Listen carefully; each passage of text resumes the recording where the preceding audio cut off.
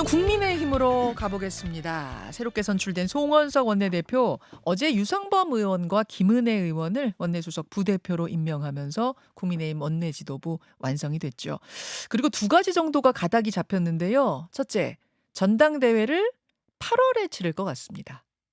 그리고 둘째, 송원석 원내대표가 제안한 혁신위를 꾸리되 일단 원내기구로 두는 걸로 이렇게 가닥이 잡혔습니다. 날짜만 안 나왔을 뿐이지 조기 전대가 기정사실이 되면서 이제 한 달 반의 당권 레이스가 곧 시작이 됩니다. 자, 국민의힘 당내 이슈 그리고 국회 현안까지 중진과 함께 짚어보죠. 국민의힘의 나경원 의원 함께합니다. 어서 오십시오. 네, 오래간만입니다. 안녕하세요. 정말 오랜만에. 안 불러주시더라고요, 제가. 아니 경선 때 나오시고 지금 처음 나오셨는데. 아, 그렇죠. 대통령 그렇죠. 경선 때. 맞습니다. 네, 나오고 처음. 그 중간에 대선 마지막 날. 선거 전날 한번 그러셨던가요? 전화 맞습니다. 인터뷰했습니다. 맞습니다. 네. 선대위원장으로. 네. 여당 중진으로 후보로 이렇게 인터뷰하시다가 그 사이에 야당 중진이 돼서 오셨어요. 뭐 이미 저희가 여당이 아닌 상태는 작년 12월 이후 계속 여당이라는 느낌은 아니었고요. 여당이나 야당이나 나라에 대한 책임은 똑같이 가지고 있고요. 이건 물론이죠. 예. 다만 이제 이 야당이 됐으니까 야당의 역할 잘하고 또 특히 이번 대선에서 저희가 패배하게 된 것에 대해서 자성하는 것부터 시작해서 많이 고민하고 있습니다. 어떻게 하면 다시 국민의 사랑과 신뢰를 받을 수 있느냐. 예. 그 고민하고 있습니다. 그 당내 이야기도 잠시 후에 좀 할 테고요. 네. 우선은 이제 야당 중진 자격으로 나오셨으니까 정부 네. 현안에 대한 이야기부터 나눠보고 싶습니다. 새 정부 출범한 지 이제 보름 정도가 지났는데 그 사이에 해외 순방도 있었고 뭐 추경 편성도 있었고 인사청문회도 이제 줄줄이 열리고요. 새 정부의 보름 점수를 주신다면? 어떤 분야는 잘하시고 어떤 분야는 좀 안타깝고 뭐 이렇죠. 아하. 그래서 그 뭐 전반적으로는 점수를 그냥 드리기는 좀 어렵고 이제 음. 최근에 G7 정상 외교는 비교적 무난하게 하셨다. 예. 특히 이제 뭐 미국 대통령하고는 우리가 불발된 것은 아쉽지만 그건 뭐 우리 정부의 책임이라고 보기는 어렵고요. 예. 한일 정상회담 같은 경우도 미래지향적 한일 관계를 말씀하신 부분에 대해서 굉장히 다행스럽게 생각을 합니다. 이제 어떻게 보면 실용 외교를 표방하셨는데 네네. 결국 이것이 어떻게 실천되느냐를 음. 이제는 지켜봐야 될 때고 일단 첫 단추는 무난하게 꿰셨다 이렇게 봅니다. 아마 이재명 대통령도 굉장히 정신없으실 것 같아요. 저 G7 정상회담도 갔다 오셨죠. 이제 현안이 산적해 있는데 일단 인사 문제는 뭐 부정적 평가를 할 수밖에 없네요. G7에는 좀 긍정평가, 인사에 대해서는 좀 부정평가. 네. 김민석 총리 후보자의 경우에는 저희가 아무리 이렇게 지켜봐도 굉장히 상식적으로 납득하기 어려운 재산 증가 부분에 대해서는 명백하게 밝혀야 된다고 생각을 합니다. 그래서 아시다시피 우리가 5년 전부터는 이미 재산 등록을 해서 투명한데 네. 마이너스 7억 가까이 그러니까 결국 마이너스 마이너스 5억에서 5억 시작해서 시작해서 플러스 플러스 2억이 됐고 이게 무수리까지 합하니까 약 8억의 재산 증가가 있었는데 그 사이에 6억의 추징금을 갚았고 드러난 교회 기부금이 2억이고 뭐 생활비를 아무리 적게 써도 한 5년 동안 그럼 2억으로 잡는다. 이거 굉장히 적게 잡는 건데요. 그렇게 잡으면 8억 재산 증가에 그러면 어떻게 됩니까? 18억 정도의 이 수입이 있었어야 되는데요. 제가 뭐 정확하게는 계산 안 됩니다만 예, 하여튼 지금 8억, 수입과 6억, 지출이 맞지 않는다는 맞지 거죠? 않죠. 그러니까 이게 왜냐하면 8억 재산 증가, 6억 가량의 추징금 납부, 그리고 2억 가량의 교회 기부금, 그리고 2억 정도로 생활비를 잡았을 때 18억 정도의 돈이 있었어야 되는데 그동안의 수입이라고 신고한 것은 5억 원 플러스 뭐 1,000만 원이 안 되는 기타 수입이었다는 거예요. 5억 아하. 원의 세비에. 그러면 한 13억을 이 돈이 비어요. 1억 3천도 많은데 13억의 돈이 비어요. 그렇다면은 뭐 세금을 안 냈거나 수입이 있었는데 조세 포탈이 되거나 아니면 정치자금법 위반이 되거나 아니면 뇌물수수가 되는 거 아니겠습니까? 그래서 이거 이 정도면 굉장히 심각하다. 뭐 본인이 여러 가지 얘기를 하는데 해명이 안 되고 있고 어. 지금 자료를 안 내고 있거든요. 한덕수 총리 때는 민주당이 요구한 자료 건수가 1,000건이었습니다. 아, 민주당이 요구한 요구한 건수가 1000건이었어요? 예. 어. 그런데 지금 김민석 후보에 대해서 우리가 뭐 과도하다 그러면서 낸 자료가 어제 제가 얼핏 봤을 때 뭐 2건이라 그러는데요. 저도 정확하게 아, 국민의힘이 요청한 건 97건이라고 제가 들었고. 예, 그러니까 예. 받은 받은 게 자료가 그 정도 받은 된다고요? 자료가 2건 아. 정도. 그러니까 예. 1,000건과 97건을 비교하시면 우리가 과도한 인사 검증을 하고 있는 건 아니라는 건 아실 거고요. 그냥 우리가 단순히 그냥 산수만 해봐도 18억의 재산이 그러니까 이런저런 돈을 쓰시고 재산 증가를 했는데 세비 수입 5억에 플러스 알파 해서 5억 천밖에 세금 신고한 게 없는데 어떻게 13억이나 차이가 납니까? 다만 그래서 이제 그 나오는 해명들, 물론 청문회 과정에서 이제 본인의 해명을 좀 봐야겠습니다만 지금 나오는 얘기로는 기타 소득으로 그 사이에 어르신의 상이 있었고 본인 결혼이 있었고 뭐 강연 수입이 있었다, 이런 이야기들이 나오는 것 강연 같아요. 수입은 기타 수입으로 신고를 해야 되는데 그게 5년 동안 1,000만 원이 안 되게 610만 원이나 뭐 이렇게 소득 신고를 했다는 거고요. 뭐 그러면은 13억을 도대체 이 상이 있었고 결혼 축의금이 있다고 쳐도 축의금 조의금을 13억을 받았다면 이거는 정자법 위반 아닙니까? 하하. 이렇다면 아니 그러니까 이게 우리가 상식적으로 말이 안 되잖아요. 좀 상식적이지 않는 것. 그래서 이 대통령의 도덕성, 법적 신뢰 부분에 대한 리스크가 굉장히 높은데 총리가 대통령의 도덕성과 법적 신뢰에 대한 리스크를 넘는다.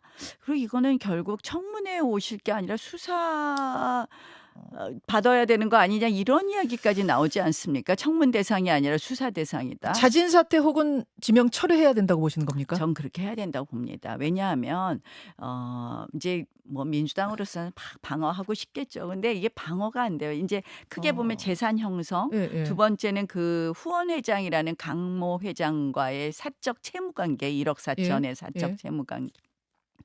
세 번째는 이제 아들 의혹까지 있는데요. 저는 너무 고집하면 이것이 정권 초기에 굉장한 리스크가 될 것이다. 그래서 저는 철회하는 것이 맞다. 그것이 알겠습니다. 이재명 요거는 대통령에 대한 여러 가지 리스크하고 같이 맞물려 가면서 예. 완전히 정권의 초기에 이거 한번 이걸 이게 무너지는 게 밀리는 거라고 생각하지 말고 빨리 철회하는 것이 이 정권의 신뢰를 유지하는 것이다. 그냥 저는 그냥 정말 가면은 이게 좀 부담이 될 거라고 네, 보시는 그래서 거예요. 근데 저는 여기서 이 물러날 경우에는 오히려 낙마 부담이 있지 않느냐. 왜냐하면 그러니까 오광수 민정수석이 이미 그만뒀기 때문에 그런 생각을 민주당에서 할 것 네, 같거든요. 그러니까 철회하시는 게 맞다는 생각이에요. 더 가면 더 위험하다고 생각을 합니다. 그래서 이게 그냥 뭐 한 1억 3천 정도 예. 부족할 때도 굉장히 의문이 되는 부분이 될 수 있는데 13억은 일반적인 상식으로 알겠습니다. 설명하기 알겠습니다. 어렵잖아요. 자, 요거는 이제 화요일, 수요일 또 인사청문회 보고 네, 나서 이야기 나누도록 하고 국민의힘 이야기로 좀 넘어가 보겠습니다. 네. 김용태 비대위원장이 제안한 5대 개혁안이냐, 아니면 송원석 원내대표가 제안한 혁신위원회냐, 갑론을박이 뜨거웠는데 결국은 혁신위로 가되, 다만 월권 논란이 있으니까 원내 산하기구로 두는 걸로 이렇게 출범이 될 것 같습니다. 이 결정은 어떻게 보세요? 뭐 엊그저께인가요? 중진회의 가서 제가 말씀드린 대로입니다. 이렇게 그렇게 해야 말씀하셨어요? 된다. 혁신위를 월권 논란이 있다. 그거를 당 전체에 대한 혁신위를 원내대표가 두는 그 당 기구로 두는 것은 월권 논란이 있으니 원내대표 산하에 두고 그 혁신은 정치 혁신부터 일단은 이 원내 혁신부터 시작을 해라. 그렇게 얘기를 했고요. 저는 지금 이제 이지선다처럼 말씀하셨는데 그 이지선다가 답은 아니라고 생각을 합니다. 어허. 전 당 개혁, 네. 당 혁신 가열차게 해야 된다. 저는 우리 당이 그냥 리모델링 수준으로 해서는 미래가 없다고 생각을 합니다. 완전히 재건축해야 된다. 새 집을 지어야 된다라고 생각을 합니다. 예를 들면 어느 정도까지 해야 된다고 보시는 거예요? 그러니까 예를 든다는 예, 표현이 예. 좀 그런데요. 새 지금 집이면은 막 간판도 다 바꾸고 이 정도까지 아니 저는 아니면 그런 여러 가지를 다 생각해야 다 된다. 생각해야 된다. 예. 지금 국민들께서는 어쨌든 음. 건강한 여당도 있어야 되고 건강한 야당도 있어야 되는데 지난 선거 과정에서 보면 다 싫다였어요. 음. 사실은 뭐 어떻게 보면 자악의 선택이었다 이런 거 표현들도 하셨거든요. 그래서 저희가 건강한 야당으로 거듭나기 위해서 네. 정말 저는 다 허물고 새 집 짓는 기분으로 만들어야지 이 음. 이지선다는 답이 아니라고 생각을 합니다. 근데 그래서 그런 정도라면 음. 김용태 비대위원장이 얘기한 탄핵 반대 당론 무효화 뭐 이런 거는 금방 받을 수 있는 거 아니에요? 그러니까 그런 걸로 예. 이게 이 잘못 이 개혁의 이 첫 단추를 깨면 예. 계속 갈등과 분열이 되는 걸 많이 던지셨어요. 그러니까 당 내부. 예컨대 음. 당무감사를 하자든지 이런 거. 저도 한덕수 총리로 음. 교체하는 과정에 대해서 반대 목소리를 강하게 냈었습니다. 제가 음. 그 당시 뭐 라디오 네. 인터뷰라든지 예. 이런 것은 하지 않았지만 의원총회에서 음. 강한 반대 목소리를 냈고 그러셨죠. 예. 그래서 사실은 굉장히 그 절차라든지 음. 방법이라든지 비민주적이고 폭력적이었다는 데는 동의를 하지만 그걸 이제 와서 당무감사로 음. 책임을 묻는 것은 적절하지 않다라는 생각이고요. 그래서 음. 이지선다로 가면 안 된다. 저는 알겠습니다. 새롭게 알겠습니다. 정말 우리 음. 개혁이요. 국민들이 받아들이실 때까지 뭐 개헌 부분에 대해선 사과해야 될 것이고요. 그런 것부터 음. 시작해서 음. 근데 인제 그 개혁이라는 건 미래지향적으로 가야 예 된다라고 예. 생각을 합니다. 그래서, 음. 그래서 음. 조기 전대를 좀 치러서 확 음. 바꿔보자는 데 대해서는 초선이든 재선이든 뭐 3선이든 4선이든 기수별 간담회에서 중론이 모아진 것 같습니다. 조기 전대는 치르기로 했다고 합니다. 정기국회 전에 하자. 그렇게 되면은 9월 정기국회니까 결국 8월이 되는 거잖아요. 네. 그렇죠. 8월로 정해졌다고 봐야 되는 거죠, 나 의원님? 민주당이 8월 2 일, 3일 8월 2 일이에요. 정도에 2일 정해졌어요, 당대표를 뽑기 민주당은. 예. 때문에 우리도 그와 비슷한 시기에 민주당보다는 조금 늦을 수밖에 없지만 음. 그와 비슷한 시기에 뽑아야지 되지 않느냐. 예. 이 당 지도부가 우리가 너무 오랫동안 표류하면 안 좋다 이런 이야기였고요. 아하. 저는 제가 이제 늘 우리 당이 그동안 음. 가장 큰 문제가 당내 문화가 언제부턴가 비민주적이고 좀 폭력적인 게 많았다. 음. 그리고 그동안 비대위라는 것을 계속하면서 음. 이 민주성이 없는 그런 지도부가 여러 가지를 어 진행하다 음. 보니까 이 일종의 절차 같은 것이 민주적이지 않았다. 그래서 이제 첫 번째가 민주성 회복이다 이렇게 얘기를 했기 때문에 전당대회를 음. 말씀드렸는데요. 네. 전당대회 과정에서 좀 더 우리가 넓게 새 집을 짓기 위한 기반을 마련해야 될 것 같아요. 그게 무슨 말씀이실까요? 그러니까 혁신위가 뭐 예. 전당대회 이후에 새 지도부가 할 일을 다 할 필요는 없지만 예.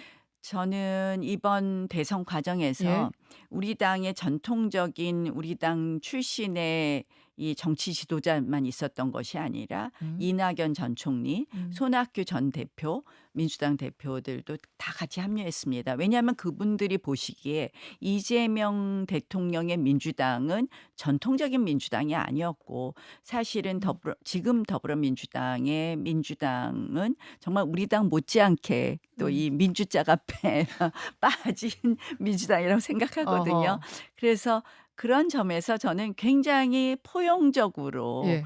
넓게 집을 져야 된다고 생각을 하고 그런 전당대회 과정에서 이런 부분에 대한 논의도 있고 뭐 이런 부분에 대한 여러 잠시만요, 가지 선택지를 잠시만요. 좀 같이 봐야 되지 않나 이렇게 생각을 이낙연, 합니다. 손학규 이분들의 이름을 지금 언급하시면서 "큰 집을 짓는 전당대회를 하자."라는 말씀은 그분들도 좀 뛰어드셔라 이런 말씀으로 제가 이해하면 됩니까? 아니 꼭 후보로 뛰어드실지 어쩐지 잘 모르겠지만요. 예? 일단은 저희로서는 예. 그분들이 분명히 김문수 후보를 지지하셨거든요. 왜 뛰셨죠. 하셨겠습니까? 이재명의 민주당은 더 이상 대한민국의 미래를 책임질 수 없다고 생각하신 거거든요. 어허. 그렇다면 우리가 오신 분들을 예. 더 넓게 여는 예? 저는 굉장히 우리 당이 예.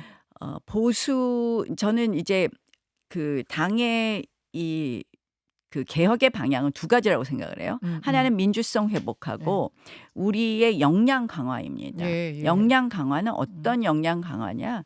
이 보수가 굉장히 외면받는 보수가 되었는데 넓게 더 집을 짓기 위한 포용 보수, 실용 보수 이런 어떻게 보면은 좀 더 넓게 그리고 더 많이 국민의 민심에 예, 예. 민심에 부응하고 민심에 을 듣고 실천할 수 있는 이런 보수가 되어야 아니 근데 된다고 생각을 하는. 이낙연 전 총리가 전당대회까지도 나오실 수도 있어요. 거기까지는 사실은 잘 연결은 안 돼요. 이낙연 아니 그러니까 전 민주당 당장은 대표까지는. 오시기 어려우시겠죠. 근데 어. 그만큼 저희가 넓게 네. 집을 지어야 되고 새로 집을 지어야 된다. 함께 하려면 합류하려면 못할 이유도 없다 그렇게 보시는 거예요? 아니 김문수 후보를 지지하셨다면 네. 우리가 정말 다시 집을 짓는 것도 함께 할 수 있는 거 아닌가요? 저는 이런 식의 정말 새로운 네. 새로운 집을 짓는 걸 생각해 봐야 되지 않느냐. 대한민국의 지금 정당이 다 국민들이 다 싫다 하시거든요. 왜 그랬을까요? 알겠습니다. 우리 당 못지않게 이재명 대통령의 민주당도 마찬가지라는 평가고 그럼 우리 당은 어떻게 건강해질 것이냐. 우리 당은 국민들의 마음을 더 어떻게 받을 것이냐. 저는 역량 강화에서 네.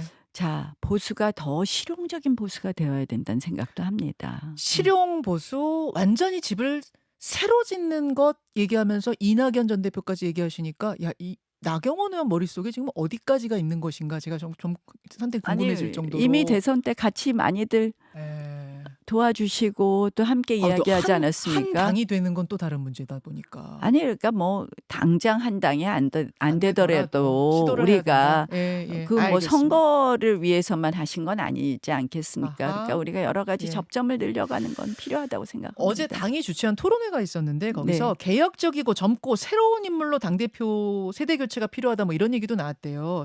또다시 잠룡들이 나와서 대선 2라운드 치러선 안 된다 이런 얘기도 나왔다고 하던데 그 부분은 어떻게 보세요? 저는 뭐 다양한 선택지에 대해서는 늘 찬성합니다. 근데 이제 개혁을 나이로만 하는 건 좀 맞지 않는 것 같아요. 나이로만 하는 건 맞지 않다. 저도 이제 그런 얘기할 때가 됐네요. 근데 제가 뭐 개혁의 주체가 돼야 된다 이런 이야기가 아니라 우리가 이제 나이로만 하기보다는 얼마나 개혁적이고 얼마나 더 포용적이고 이런 기준이 중요하지 않을까. 김용태 이렇게 비대위원장 출마는 어떻게 생각하세요? 당권 도전? 뭐 누구든지 다 도전할 수 있다고 김재섭 생각해요. 의원 어떻게 생각하세요? 뭐 누구든지 다. 누구든지 아니 다.